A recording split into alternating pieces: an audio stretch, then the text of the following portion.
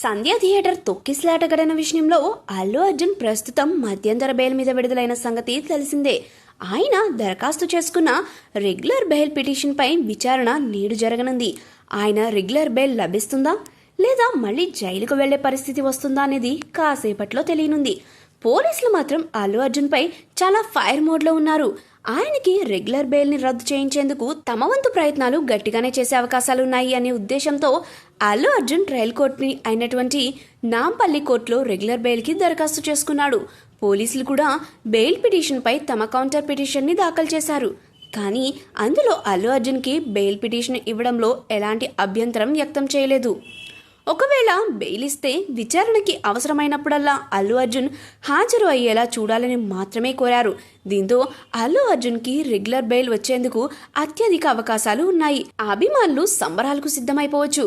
Regular bail వచ్చిన తర్వాత ఆయన శ్రీతేజ్ని కలిసే అవకాశాలు ఎక్కువగా ఉన్నాయి. శ్రీతేజ్ తండ్రి భార్గవ్ కూడా కేసు వెనక్కి తీసుకోవడానికి సిద్ధంగా ఉన్నాను అని మీడియా ముఖంగా అధికారికంగా చెప్పడంతో అల్లు అర్జున్ ప్రభుత్వం అనుమతిని తీసుకుని శ్రీతేజ్ని కలవచ్చు. శ్రీతేజ్ని ఆయన కలిసిన రోజే పెద్ద సెన్సేషన్ అవుద్ది.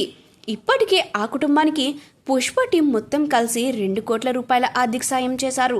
అదేవిధంగా శ్రీతేజ్ తండ్రికి సినీ ఇండస్ట్రీలో తన అర్హతకు తగ్గ ఉద్యోగం ఇప్పిస్తానని నిర్మాత దిల్ రాజు అధికారికంగా ప్రకటించాడు. ఇలా ఈ వ్యవహారం మొత్తం ఇప్పుడు నెగిటివ్ యాంగిల్ నుండి పాజిటివ్ యాంగిల్ వైపు వెళ్తోంది. మరోవైపు అల్లు అర్జున్ తన కొత్త సినిమా పనుల్లో కూడా బిజీ అవ్వబోతున్నారు. పుష్ప 2 తర్వాత ఆయన త్రివిక్రమ్ శ్రీనివాస్తో కలిసి ఒక సినిమా చేయబోతున్న సంగతి తెలిసింది.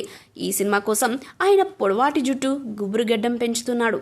ఇప్పటి వరకు ఆ అభిమానులు ఊహించని లుక్లో ఆయన కనిపించబోతున్నాడు. సుమారు 500 కోట్ల రూపాయల భారీ బడ్జెట్తో తెరకెక్కబోతున్న ఈ సినిమా జోనర్ పీరియాడిక్ బ్యాక్గ్రౌండ్లో ఉంటుందని తెలుస్తుంది. ఈ సినిమా తర్వాత ఆయన కొరటాల శివతో ఒక సినిమా, అట్లీతో మరో సినిమా చేయనున్నాడు. గత 2 రోజుల నుండి కొరటాల శివ అల్లు అర్జున్కి స్టోరీ నేరేషన్ ఇస్తున్నాడట.